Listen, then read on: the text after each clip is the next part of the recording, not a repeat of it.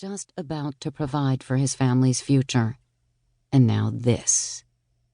With shaking hands, Anthony switched on the radio, gritting his teeth as Madonna's voice blasted off the windows, followed by Michael Jackson's. He turned the dial until finally the soothing tones of Frank Sinatra's voice filled the car. Sinatra. Perfect. The chairman of the board's crooning was just the right medicine to ease his clawing anxiety.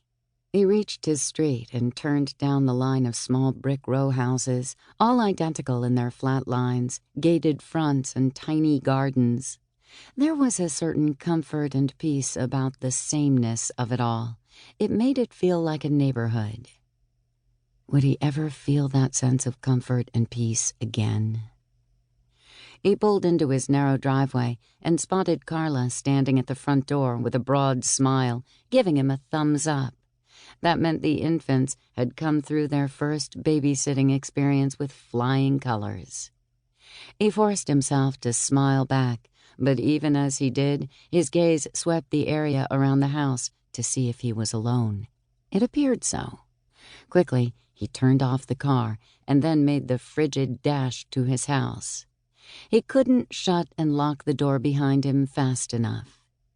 The soothing warmth from the heating system enveloped him when he stepped inside, comfort in yet another form. He was home. Carla and the babies were safe, and for the moment, so was he. With a wave of relief, however temporary, he let the tension in his body ease. He shrugged out of his jacket and hung it on the coat rack. "You look happy," he teased Carla. "What's the final report?" Carla's eyes twinkled. They were perfect. Judy said they'd only woken up once for their bottles and a diaper change. Now they're sleeping like little angels. Good. Anthony looped an arm around his wife's shoulders and led her toward the living room. "How about a nightcap before bed to celebrate the success of our first night out?" "That sounds wonderful." Carla walked beside him, making a left into their comfortable living room. They'd barely taken half a dozen steps when a tall masked man dressed in black rose from behind the large armchair, his .22 caliber pistol raised. "Hello, Anthony." Anthony knew that voice only too well, and it elicited the chilling knowledge that there was no way out. No threats, just death. "Welcome home." The man's finger tightened around the trigger. "No!" Carla screamed. She threw herself in front of her husband just as the pistol fired. The bullet pierced her skull, and with a shattering cry, she crumpled to the floor. "Carla! No! Carla!" Anthony shouted. He dropped to his knees beside his wife's lifeless body, grabbing her into his arms and openly weeping. "God forgive me! Oh, God, forgive me!"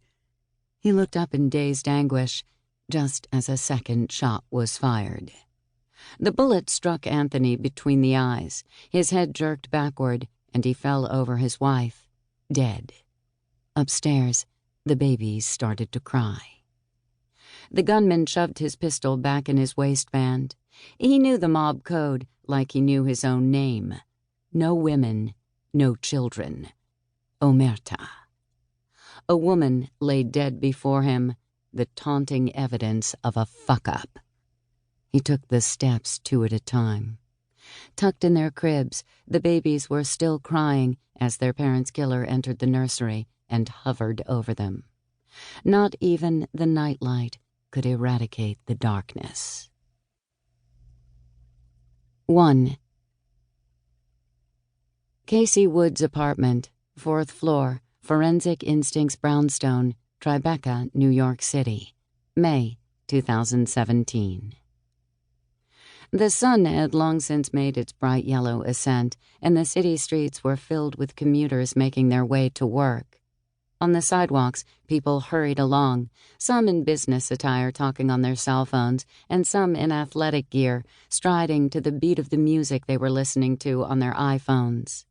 Downstairs, in the professional hub of the brownstone, Forensic Instincts was gearing up for another busy day. One by one, the team arrived, punching the key code into the Hirsch pad that allowed them entry.